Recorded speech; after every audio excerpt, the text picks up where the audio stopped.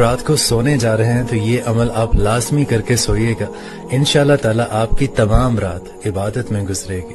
سب سے پہلے آپ نے سونے کی دعا پڑھنی ہے، اللہم بسمک اموت و احیا۔ 4 مرتبہ آپ سورہ فاتحہ کی تلاوت کریں، 4000 دینار صدقہ دینے کے برابر آپ کو ثواب ملے گا۔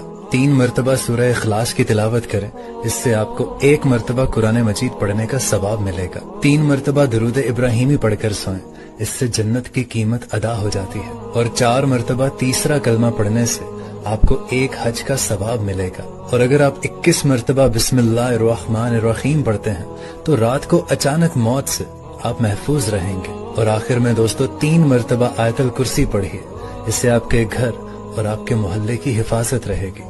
اور انشاءاللہ تعالی اگر آپ یہ تمام عمل کر لیتے ہیں تو آپ کی تمام رات عبادت میں